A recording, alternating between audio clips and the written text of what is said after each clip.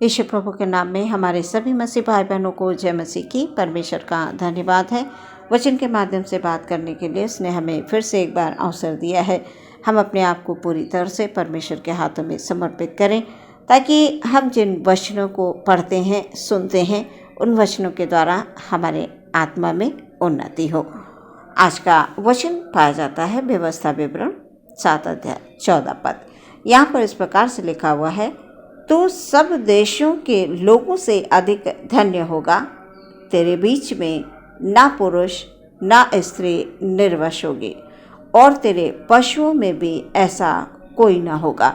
सुंदर वचन के लिए परमेश्वर का धन्यवाद। आशीषों का देने वाला परमेश्वर अपने लोगों से कहता है, तू सब देशों के लोगों से अधिक धन्य होगा। इस संसार में रहते हुए जब हम परमेश्वर की आज्ञाओं को ध्यान में रखते हुए उनका पालन करते जाएंगे तो अवश्य है कि परमेश्वर की आशीषों से भरपूर रहेंगे और भरपूर रहते हुए हम जीवन में आगे बढ़ेंगे। हम बढ़ते ही जाएंगे, मतलब हम परमेश्वर में धन्य होंगे।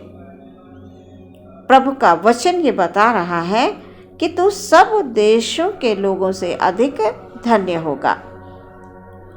वचन कहता है, तेरे बीच में ना पुरुष ना स्त्री निर्वश होगी, पशुओं में भी ऐसा कोई ना होगा। तो विश्वास भरा वचन है प्रियो। हमारा विश्वास परमेश्वर के वचनों में दृढ़ और स्थिर होना बहुत ज़रूरी है। हम कभी विचलित ना हो। परमेश्वर जो वायदे करते हैं उनको पूरा भी करते हैं। परमेश्वर मनुष्य नहीं है कि वो बदल जाए। वो परमेश्वर है, वो सच्चा परमेश्वर है, न्यायी परमेश्वर है, दुनिया जहान की सृष्टि करने वाला परमेश्वर है। परमेश्वर ने हम सबको चुना है प्रियो। वचन कह रहा है, पशुओं में भी ऐसा कोई ना होगा। मतलब पशु पक्षी भी दुखी नहीं होंगे, कष्ट में नहीं होंगे, परेशानी में नहीं होंगे। वो बढ़ते जाएंगे परमेश्वर की सहायता से। प्रिय, हम वचनों में पढ़ते हैं कि परमेश्वर ने जब इज़राइलियों की चिल्लाहट सुनी, उनके चिल्लाहट परमेश्वर के कानों में जब पड़ी, उनके दुखों को जब परमेश्वर ने देखा तो परमेश्वर को उन पर दया आ गई, तरस आ गया और मूसा का चुनाव परमेश्वर के द्वारा हुआ और अपने लोगों को जो गुलामी में थे, जो परेशान थे, दुख में थे, तड़प रहे थे, पीड़ा में थे, उनको मूसा के द्वारा परमेश्वर बाहर लेकर आए। और मूसा के द्वारा जब परमेश्वर उन्हें बाहर लेकर आए तो सच में जब जब इज़राइली कुड़कुड़ा रहे थे, बुड़बुड़ा रहे थे, वो ये कह रहे थे कि हम वहीं अच्छे थे। भूख की वजह से कुड़कुड़ा रहे थे, प्यास की वजह से कुड़कुड़ा रहे थे। तब परमेश्वर ने उस समय पर स्वर्ग से मन्ना गिराया, उन्हें भोजन से तृप्त किया और चट्टान से पानी पिलाया, उनकी प्यास बुझाई। प्रिय, हमारा परमेश्वर दया करने वाला परमेश्वर है। हम कभी कभी अपने मुंह से खुद निंदा करने लगते हैं। हम परमेश्वर में दोष लगाने लगते हैं कि परमेश्वर मेरे जीवन में ये दुख क्यों आ गया, ये कष्ट क्यों आ गया, ये परेशानी क्यों आ गई, हमारे परिवार में कमी घटी क्यों है, हमारे परिवार में अशांति क्यों है।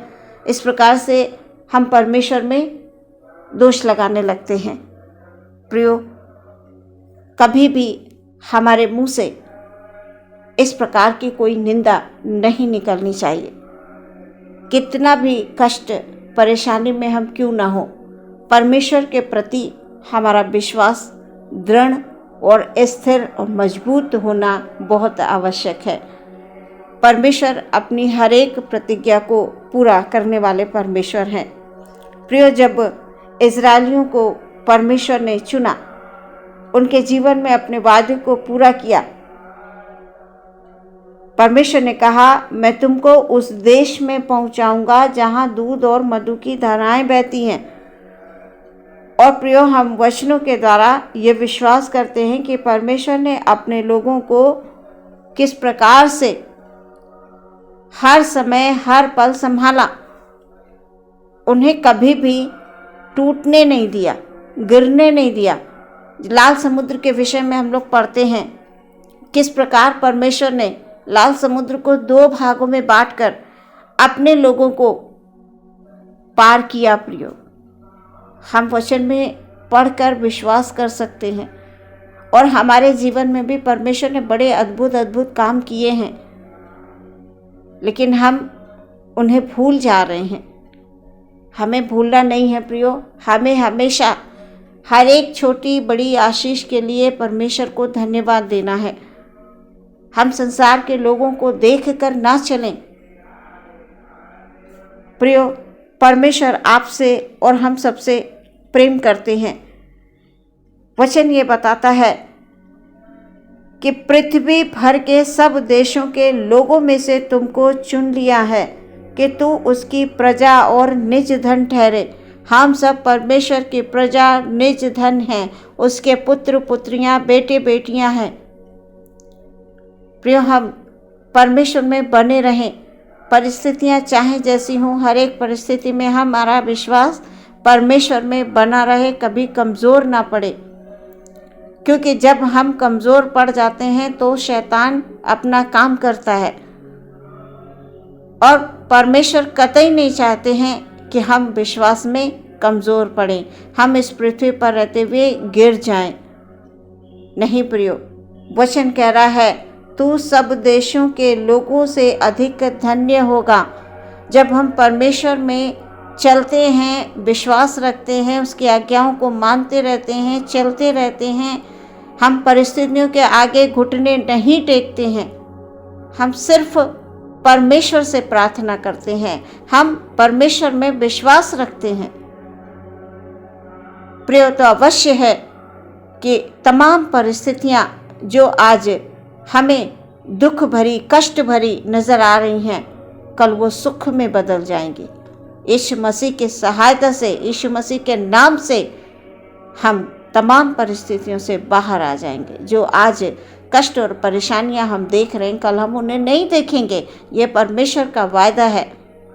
परमेश्वर कह रहा है, तू सब देशों के लोगों से अधिक धन्य होगा। हाँ प्रियो, हमारा परमेश्वर प्रेमी परमेश्वर है, जिसने आपको और हमें चुनकर आशीष दे दी है। तू धन्य है, भीतर आते समय तू धन्य है, बाहर जाते समय।